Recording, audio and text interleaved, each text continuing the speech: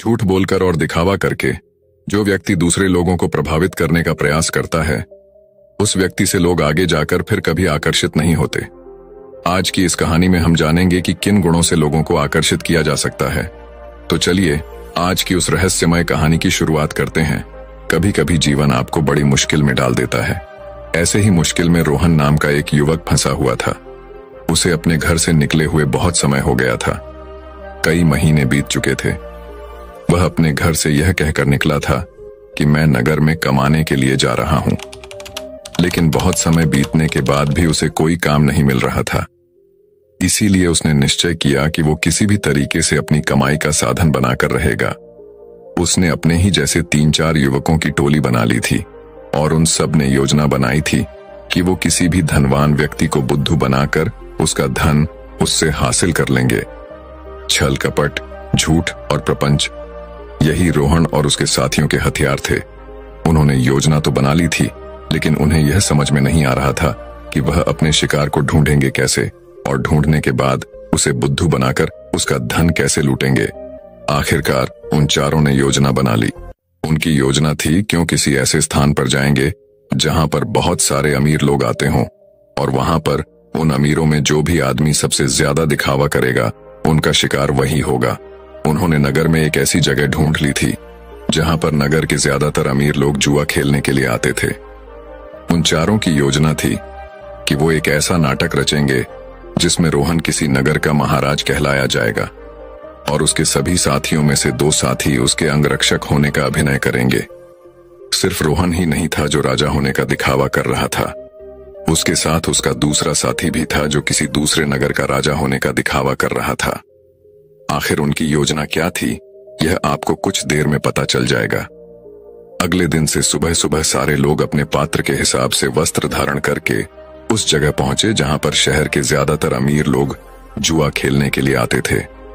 रोहन उस जगह पर एक नगर का महाराज बनकर पहुंचा था, जिसके पीछे उसके साथी अंगरक्षक साथ साथ चल रहे थे। सब अमीर लोगों की नजर उन पर टिकी हुई थी, क्योंकि रोहन उन सब में सबसे ज्यादा अमीर लग रहा था। उसकी वेशभूषा बेशकीमती लग रही थी, बेहद आकर्षक लग रही थी, जिससे सभी लोग उसकी तरफ आकर्षित हो गए थे। कुछ समय बाद रोहन एक ऐसी जगह पर जाकर बैठा जो सिर्फ बहुत जरूरी लोगों के लिए बनी हुई थी। जब रोहन वहां पर जाकर बैठा तो उसके अंगरक्षक वहीं उसके पास खड़े हुए थे। सब आपस में चर्चा करते हुए एक दूसरे से पूछ रहे थे कि यह किस नगर के महाराज हैं। उसी भीड़ में रोहन का एक और साथी मौजूद था। उसने उन सबको संबोधित करते हुए बताया कि रोहन किसी बड़े नगर का बड़ा महाराज है, और सब ने उसकी बात पर यकीन कर लिया। अब वो अमीर लोग जो ज्यादातर दिखावा करते थे, जो किसी बड़े आदमी से अपना सम्मान सुनने के लिए तरसते रहते थे, ऐसे लोग रोहन के आसपास मंडराने लगे थे। वो रोहन को किसी बड़े नगर का महाराज समझ रहे थे और वो ये सोच रहे थे कि अगर इनसे हमारा परिचय हो गया तो हो सकता है भविष्य में यह महाराज हमारे कुछ काम आ जाए। थोड़ी देर बाद वहां पर दूसरा राजा भी पहुंचा, जो रोहन का ही एक साथी था, और वो भी रोहन की तरह राजा होने का दिखावा कर रहा था। वो दूसरा राजा रोहन के ठीक सामने आकर बैठ गया। कुछ देर एक दूसरे से बात करने के बाद दोनों ने जुआ खेलने का निश्चय किया। कुछ समय बाद जुए की बड़ी बड़ी बाजियां खेली जाने लगी और रोहन, जो किसी नगर का महाराज होने का दिखावा कर रहा था, वो इस जुए में बहुत बड़ी रकम हार गया। लेकिन जब रोहन ने हारी हुई रकम निकालने के लिए अपनी पोटली ढूंढनी चाहिए तो उसे अपनी पोटली मिल ही नहीं रही थी। बहुत देर ढूंढने के बाद भी जब उसे पोटली नहीं मिली तो वो गुस्से से भरकर अपने अंगरक्षकों को डांटने लगा और डांटते हुए उनसे अपनी पोटली के बारे में पूछने लगा। लेकिन उसके अंगरक्षकों के पास इसका कोई जवाब नहीं था। वो सब नीची गर्दन करके खड़े हुए थे। रोहन ने बड़े ही शांत स्वर में अपने सामने बैठे हुए राजा से कहा कि देखिए, लगता है कि हमारी सोने के सिक्कों से भरी पोटली कहीं पर घूम गई है। मैं मानता हूं कि मैं जुए में हारा हूं, लेकिन फिलहाल मेरे पास तुम्हें देने के लिए कुछ भी नहीं है। अगर तुम मुझे कोई अपना पता दे दो तो मैं तुम्हारे पते पर तुम्हारी रकम भिजवा दूंगा, या फिर तुम मेरे राज्य में आकर मेरे राज्य महल में चले आना, वहां पर तुम्हारी पूरी रकम तुम्हें मिल जाएगी। ये सुनकर वह सामने बैठा हुआ राजा गुस्से से आग बबूला हो गया। वह रोहन को बहुत भला बुरा कहने लगा। नौबत यहां तक आ गई कि दोनों में हाथापाई शुरू हो गई। वहां पर उसके अंगरक्षक और इधर रोहन के अंगरक्षक दोनों आपस में भिड़ गए। कुछ देर बाद एक अमीर आदमी उन दोनों के बीच में पहुंचा और उन दोनों का झगड़ा सुलझाते हुए उसने कहा कि महाराज, आप मुझसे कुछ धनुर्धर ले लीजिए। आपको लड़ने की जरूरत नहीं है, यह आपको शोभा नहीं देता, यह आपकी शान के खिलाफ है। मैं आपको धनुर्धर दे देता हूं, आप मेरा धन मुझे लौटा देना। यह रहा मेरा पता। और अपना पता देते हुए उस अमीर आदमी ने रोहन को बहुत सारे सोने के सिक्के दे दिए जितने वो जुए में हारा था। उसने उसी के सामने बैठे हुए राजा के मुंह पर फेंक कर मारे और उस राजा से कहा कि हमारे लिए इन मुद्राओं की कोई कीमत नहीं है। तुम हमें जानते नहीं हो कि हम कितने बड़े महाराज हैं, हमारा नगर कितना बड़ा है, कितना खुशहाल है। अगर तुम कभी हमारे नगर में आओगे तो तुम्हें पता चलेगा। इस सज्जन ने मेरी मदद की है और बदले में मैं इसे इसका इनाम जरूर दूंगा। और यह कहते हुए रोहन ने उसे अपने नगर का पता देते हुए कहा कि अगर तुम हमारी मदद नहीं करते तो शायद आज हमें अपमानित होना पड़ता, लेकिन तुमने हमारी इज्जत बचाई है और बदले में हम तुम्हें सम्मान से नवाजेंगे। तुम्हें कभी भी किसी भी चीज की जरूरत हो तो तुम बेहिचक हमारे नगर में, हमारे राजमहल के अंदर चले आना। तुम्हारे लिए हमारे राजमहल के दरवाजे हमेशा खुले रहेंगे। वह अमीर आदमी तो चाहता ही यही था कि किसी तरह मेरा काम निकल जाए, किसी तरह मैं महाराज की नजर में ऊंचा बन जाऊं कि भविष्य में कोई मैं अपना काम उनसे निकलवा सकूं। थोड़ी देर बाद संध्या हो चुकी थी और संध्या समय सभी अपने घर की तरफ प्रस्थान कर गए। रोहन ने भी उस अमीर आदमी से जाने के लिए आज्ञा मांगी और कुछ समय में उसका धन वापस लौटाने का वादा करते हुए रोहन वहां से अपने अंगरक्षकों के साथ प्रस्थान कर गया। उनके द्वारा रचे गए नाटक में एक अमीर आदमी फंस चुका था, जिससे उन्होंने बहुत सारा धन भी ऐंठ लिया था। रोहन ने योजना बनाई थी कि जैसे ही वह किसी अमीर आदमी को बेवकूफ बना देगा तभी वह इस नगर को छोड़ देगा, क्योंकि यहां पर रहना अब खतरनाक साबित हो सकता था। इसीलिए उसने अपने उस साथी को बुलाने के लिए कहा जो दूसरे राजा बनने का नाटक कर रहा था, क्योंकि सोने के सिक्कों से भरी पोटली तो उसी के पास थी, लेकिन बहुत ढूंढने के बाद भी रोहन का वो साथी उसे कहीं नहीं मिला। अब रोहन को आभास हो गया था कि उसके साथी ने उसी को बेवकूफ बनाया है और सारा धन लेकर वह रफ्फू चक्कर हो गया है। जब रोहन को इस बात का पता चला तो उसे बहुत दुख हुआ। उसे कोई रास्ता नहीं सूझ रहा था। बिना धन के वो इस नगर को छोड़ भी नहीं सकता था, क्योंकि कहीं जाने के लिए भी धन चाहिए था और जिस अमीर आदमी से उसने धन उधार लिया था वह उसे इस नगर में जरूर किसी न किसी दिन पकड़ लेगा, और जिस दिन वो उसे पकड़ लेगा उसे लंबी कारावास हो जाएगी। यहां पर समझने की बात यह थी कि वो अमीर आदमी उन लोगों के बीच में दिखावा करने की कोशिश कर रहा था कि मैं राजा के कितने करीब हूं, मैं उनकी मदद करता हूं, ताकि दूसरे अमीर लोगों को यह लगे कि इसके संपर्क बहुत ऊंचे ऊंचे हैं, ये बहुत अमीर और बहुत रईस लोगों के बीच में उठता बैठता है, जिससे उसका ओहदा अपने साथियों के बीच बढ़ सके।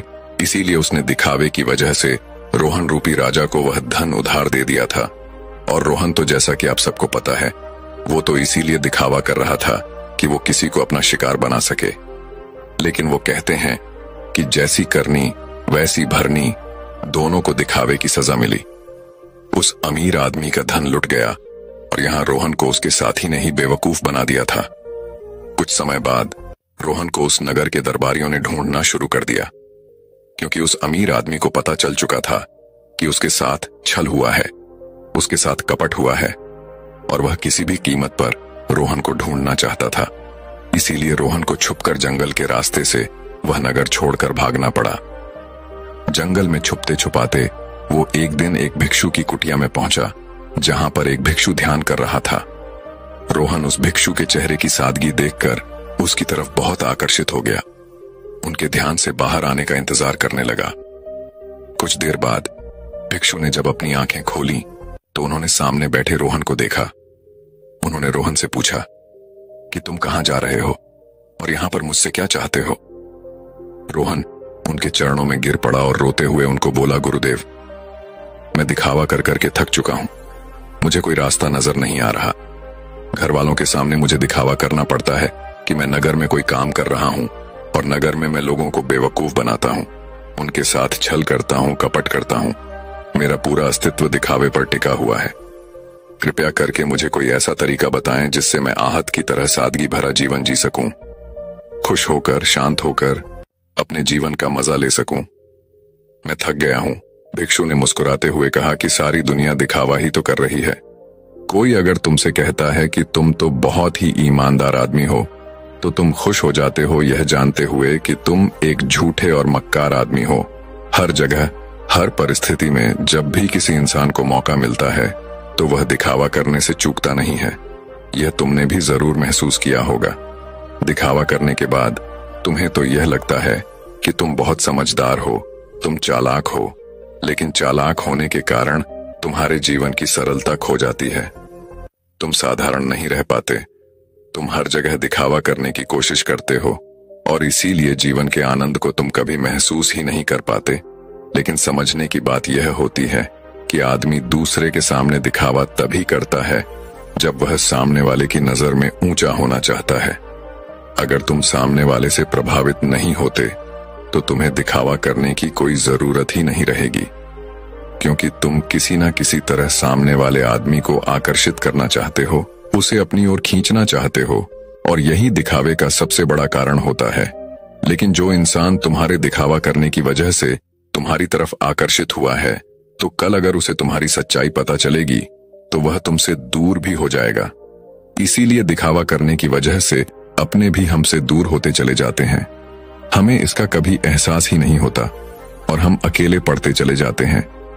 आखिरकार हम पाते हैं कि हमारे आसपास कोई भी मौजूद नहीं है जिसे हम अपना कह सकें, जिससे हम अपने दिल की बात कर सकें, क्योंकि हर इंसान के सामने हमने सिर्फ दिखावा ही किया है। लेकिन जो इंसान अपने आप को जानता है, अपने एकांत में स्थापित हो गया है, उसे किसी के आने या जाने से कोई फर्क नहीं पड़ता। वह तो बस अपनी एकांत का आनंद उठाता है। कोई आए तो ठीक और जाए तो भी ठीक।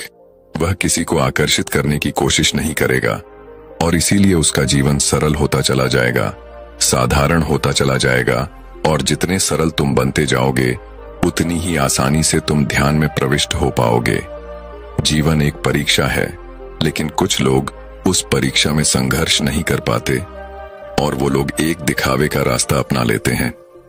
वो जीवन को पूरी सच्चाई से जीना ही नहीं चाहते, वो खुद की सच्चाई को भी खुद स्वीकार नहीं करना चाहते।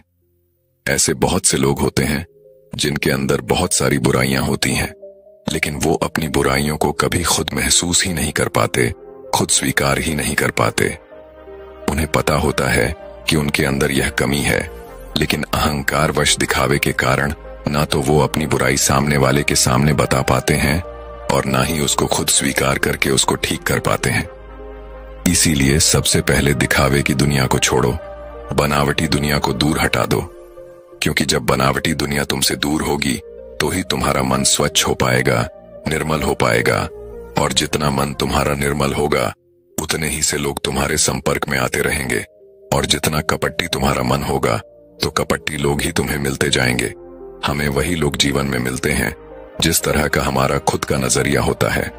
अगर हमारा नजरिया शुद्ध है तो हमें शुद्ध लोग ही मिलेंगे, और वहीं पर अगर हमारा नजरिया कपट से भरा हुआ है, धोखे से भरा हुआ है, तो हमें रास्ते में ऐसे ही लोग मिलेंगे। तुम किसी को धोखा दोगे, कोई तुम्हें धोखा देगा, और यह गोला निरंतर चलता रहता है।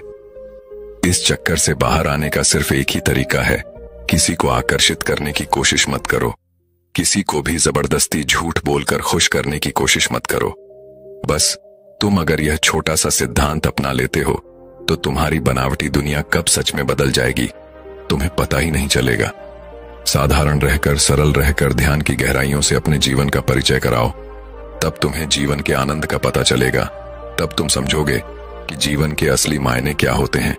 किसी को बेवकूफ बनाना, किसी को झूठ बोलना, जबरदस्ती दिखावा करना, यह जीवन नहीं है, ये कुछ और है। ये दुख है, ये संताप है, और यही दुखों का कारण है। इसीलिए तुम दुखों को काटना चाहते हो तो सबसे पहले इस पेड़ की जड़ को उखाड़ कर फेंको जो दिखावे का पौधा तुमने लगा रखा है। और यह कहकर वह भिक्षुक कुटिया के अंदर चला गया। उनके जाने के बाद रोहन ने महसूस किया कि उसके जीवन में जितनी भी समस्याएं हैं उसके पीछे मूलभूत कारण उसका दिखावा ही है। अगर वो दिखावा करना छोड़ देता है तो जाहिर सी बात है वो झूठ बोलना भी छोड़ देगा। फिर कैसी भी परिस्थिति हो वह सिर्फ सच बोलेगा, और जब सच बोलने की हिम्मत उसमें आ जाएगी तो उसका जीवन खुद ही परिवर्तित हो जाएगा। ऐसे ही विचारों में डूबा हुआ वह उस जंगल को पार कर गया। तो दर्शकों, ऐसे ही एक और मन को शांत करने वाली अगली कहानी की शुरुआत करते हैं। आनंद। क्या तुम समुद्र में उठने वाली और सागर के जल में विलीन होने वाली इन लहरों को देख रहे हो? समुद्र तट पर टहलते हुए बुद्ध ने अपने प्रिय शिष्य आनंद से यह सवाल किया और आनंद ने अपना सर हाँ में हिला दिया। अज और अमर होना जल के समान है। जन्म और मृत्यु लहरों की भांति है। आनंद लहरें लंबी भी होती हैं, छोटी भी।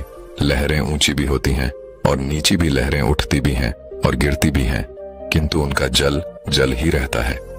जल के बिना लहरों का बनना ही संभव नहीं। लहरें लौटकर फिर जल बन जाती हैं। लहरें जल ही हैं और जल ही लहरें हैं। हालांकि लहरें उठती और गिरती है, किंतु यदि वे समझ जाएं कि वे स्वयं ही जल हैं तो जन्म और मृत्यु की धारणाओं से परे पहुंच जाएं। उन्हें जन्म मरण की चिंता ही न रहेगी, ना भय रहेगा और ना ही दुख रहेगा। आनंद को बुद्ध के पास अभी ज्यादा समय नहीं हुआ था, इसीलिए उसके मन में बहुत सारे सवाल थे। आनंद ने बड़े प्रेम से हाथ जोड़कर बुद्ध से प्रश्न किया कि ही तथागत, सुनने में तो समझ में आता है कि जीवन और मरण इन लहरों की भांति होते हैं, लेकिन इस भाव को आत्मसात कैसे किया जाए? इसको परिपूर्णता में कैसे समझा जाए? कैसे इसे हमारा मन स्वीकार करे ताकि हमारे जीवन से सब कष्ट दूर हो जाए? आपके समझाने से मेरे तर्क तो शांत हो गए, लेकिन मेरा मन शांत नहीं हुआ। आखिरकार इस मन को शांत कैसे किया जाए? इसको कैसे समझाया जाए? बुद्ध ने बड़े शांत स्वर में कहा कि हमारा मन 18 अंशों से बना होता है। इन 18 अंशों के बिना हमारे मन की कोई भी स्वतंत्रता नहीं होती। जब तुम इन 18 अंशों को भली भांति समझ लेते हो तो तुम अपने मन के गुलाम नहीं रह जाते, तुम उसके मालिक बन जाते हो, जिसकी लगाम तुम्हारे हाथ में होती है। उसके बाद तुम अपने मन के पीछे नहीं दौड़ते, बल्कि तुम्हारा मन तुम्हारे अनुसार कार्य करता है। इन 18 अंशों में सबसे पहले 6 इंद्रियां होती हैं। 6 इंद्रियों के विषय होते हैं और इन 6 इंद्रियों के द्वारा जन्म लेने वाली चेतनाएं होती हैं। सहेंद्रियां दृष्टि, सुनने की शक्ति, सूंघने की शक्ति, स्वाद, काया, चेतना और मनुष्य। चेतना और इन इंद्रियों के विषय होते हैं रूप, ध्वनि, गंध, स्वाद, स्पर्श और चित्त के विषय। और 6 चेतनाएं जो इंद्रियों के कारण जन्म लेती है वह इस प्रकार है: देखना, सुनना, स्वाद लेना, स्पर्श करना और समझना। इन 18 ही अंशों के बिना कोई मन नहीं होता। ये 18 अंश जन्म, मृत्यु और परिवर्तनशीलता से बंधे होते हैं। इसीलिए मैं कहता हूं कि मन नाना प्रकार की भावनाओं का एक संग्रह है, जिसकी प्रकृति ही परिवर्तनशील होती है। तुम ये तो समझ गए हो कि हमारा मन इन 18 अंशों से मिलकर बना होता है, लेकिन यह भी बात समझने की होती है कि इन अंशों को जो भी स्वाद, गंध या जिस भी वस्तु में ज्यादा मजा आता है वही हमारे मन से बंध जाता है, उसी का हमारा मन गुलाम हो जाता है। तुम यूं समझो कि अगर तुम्हें गर्मी लग रही है और अचानक तुम्हारे सामने कहीं से ठंडी हवा आने लगे, तुम समुद्र के सामने टहल रहे हो और तुम्हारे चेहरे पर ठंडी ठंडी हवा की बौछार पड़ने लगी। इससे हवा तुम्हारी काया को स्पर्श करेगी, जो तुम्हें आनंद देगी, और उस आनंद को पाने के लिए तुम्हारा मन हमेशा तैयार रहेगा। इसीलिए तुम्हारा मन इस प्रकार से गुलाम होता चला जाता है। जहां भी उसको मजा आता है वहीं पर वह उसी वस्तु का, उसी चीज का गुलाम हो जाता है। आनंद ने कहा कि हे तथागत, हम यह तो समझ गए कि हमारा मन सत्ता रहित होता है, उसकी अपनी कोई सत्ता नहीं होती। बिना इंद्रियों के, बिना इंद्रियों के विषय के उसका कोई अस्तित्व नहीं होता। लेकिन वास्तव में मन होता भी है, या फिर यह हमारी एक भ्रांति मात्र होती है। बुद्ध ने शांत भाव से उस मेज को देखा जिस पर पानी की भरी हुई प्याली रखी थी। उसकी ओर संकेत करते हुए बुद्ध ने कहा, वह प्याली भरी है या खाली? गुरुवर, प्याली में पानी भरा है। आनंद, इस प्याली को बाहर ले आओ और इसे खाली कर लाओ। आनंद ने वैसा ही किया। बुद्ध ने मेज पर रखी खाली प्याली उठाकर उलट दी और पूछा, आनंद, अब यह प्याली भरी है या खाली गुरुवर, अब यह भरी नहीं खाली है। आनंद, यह प्याली अब पानी से नहीं भरी है किंतु वायु से भरी है। ये तो तुम बिल्कुल भूल गए।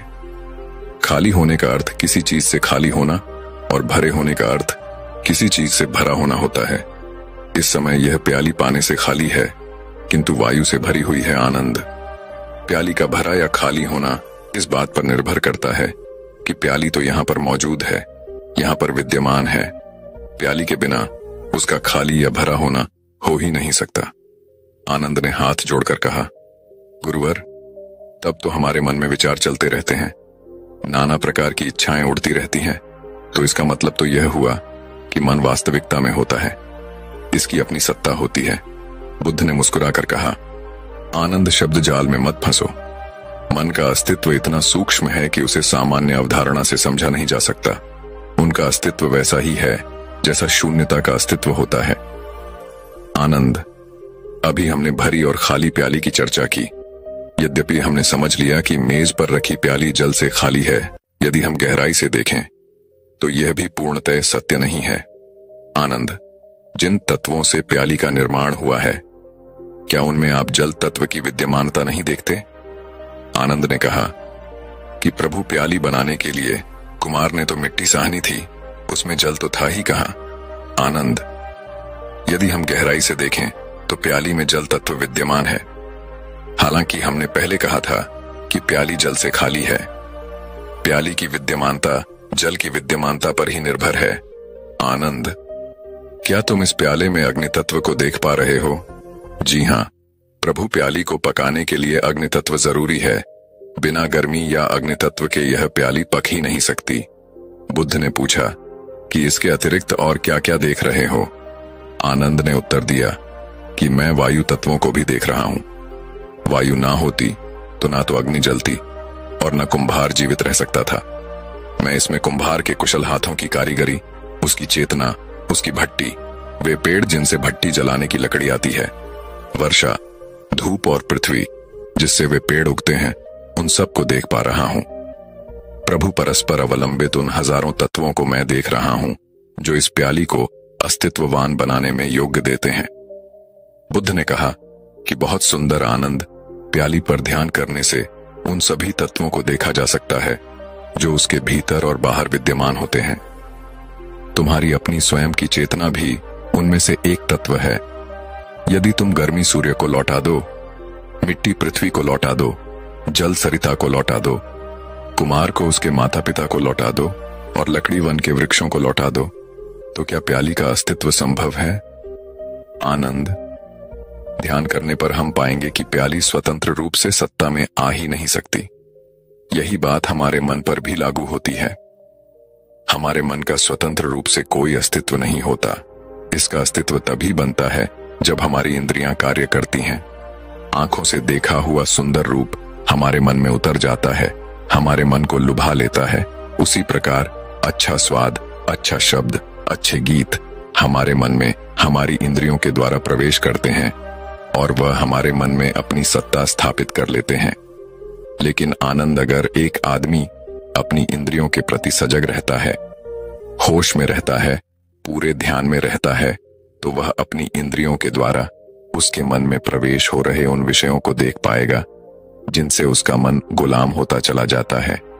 लेकिन जो इंसान होश में नहीं रहता, वो अपने मन के लिए ही नाना प्रकार की बेड़ियां बनाता रहता है और उसे कभी समझ में भी नहीं आता कि उसका मन इतना दुखी क्यों है, उसका मन इतना गुलाम क्यों है।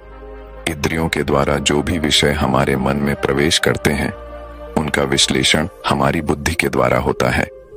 लेकिन अगर हमारी चेतना सोई हुई है तो हमारी बुद्धि व्यर्थ हो जाती है, वह बेकार हो जाती है। हमारी बुद्धिमत्ता किसी काम की नहीं रह जाती।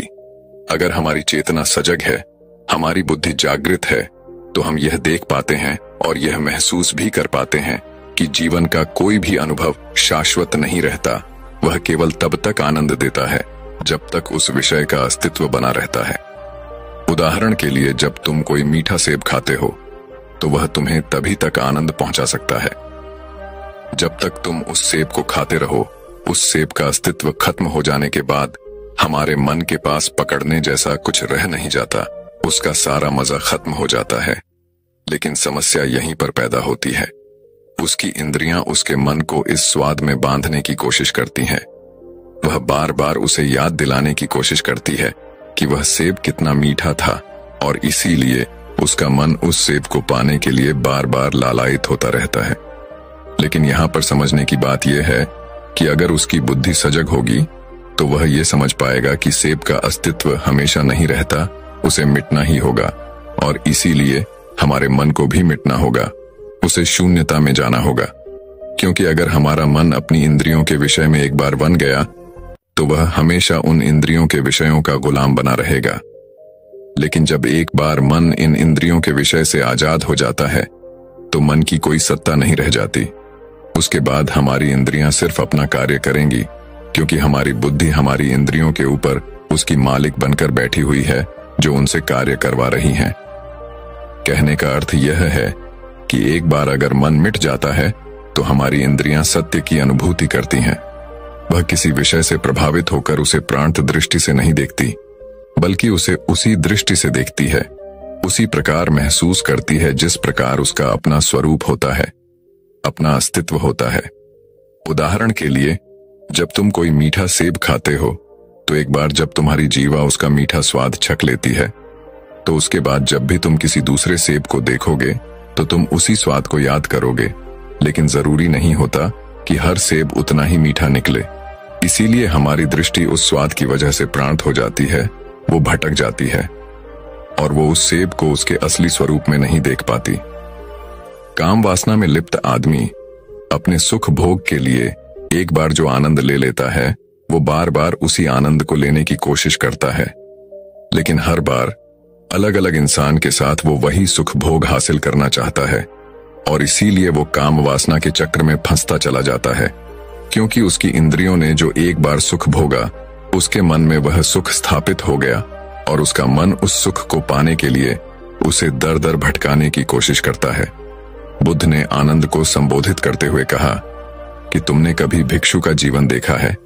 उसका जीवन कितना साधारण होता है। वह साधारण खाना खाता है, साधारण बिस्तर पर सोता है, और कभी कभी तो जमीन पर ही सो जाता है। ना तो वह कभी कोई राग सुनता है और ना ही कोई नया स्वाद लेने की कोशिश करता है। विषय वस्तु से हमेशा बचा रहता है, और इसीलिए उसका ध्यान में जा पाना बहुत ही आसान हो जाता है। वह ध्यान की उन गहराइयों को महसूस कर पाता है, और वह उस परमानंद की स्थिति को प्राप्त कर पाता है जो कोई भी विषय वस्तु उसे कभी भी नहीं पहुंचा सकती। कोई भी विषय वस्तु एक सीमित समय के लिए तुम्हें कुछ आनंद दे सकती है, लेकिन परमानंद वह होता है जो किसी भी विषय वस्तु से जुड़ा हुआ नहीं रहता, जो शाश्वत होता है, जो सत्य होता है। लेकिन वो परमानंद तभी शाश्वत रह पाता है जब हमारा मन मिट जाता है। तुमने बहुत से लोगों से सुना होगा कि इस काम में हमारा मन नहीं लगता, या फिर इस काम में हमारा बहुत मन लगता है। वह वास्तविकता में जब मन मिट जाता है तो उसे हर काम में वही आनंद आता है जो उसे अपना रुचिपूर्ण कार्य करने में मजा आता है।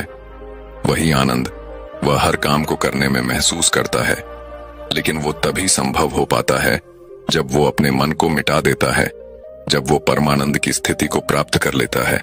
और मन तभी मिट सकता है, या फिर परमानंद तभी प्राप्त किया जा सकता है, जब हम अपने इंद्रियों के विषयों के प्रति पूरे सजग रहें, पूरे होश में रहें। इसके बाद बुद्ध ने सभी को वो ध्यान करने के लिए कहा जिससे वो अपनी इंद्रियों के प्रति सजग हो सके।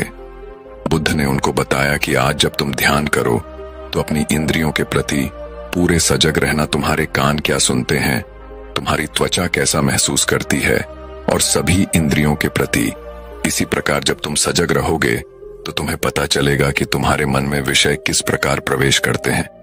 इसके बाद बुद्ध, आनंद और उनके सभी शिष्य गहरे ध्यान में उतर गए। दोस्तों, मैं उम्मीद करता हूं कि यह कहानी सुनने से आपके जीवन में अच्छे बदलाव आए होंगे। आपको इस वीडियो से क्या सीखने मिला, ये कमेंट करके जरूर बताएं, और अपने परिवार, दोस्तों या आपके करीबी इंसान के साथ ये कहानी शेयर करके उन्हें भी इस ज्ञान से परिचित करवाएं। बाकी अगर आपको यह वीडियो दिल से अच्छी लगी हो तभी इस वीडियो को लाइक कर देना, और आपने अब तक इस चैनल को सब्सक्राइब ना किया हो तो चैनल को सब्सक्राइब भी जरूर कर देना। आपका हर दिन शुभ हो और खुशियों से आपका जीवन भरा रहे। धन्यवाद। नमो बुद्धाय।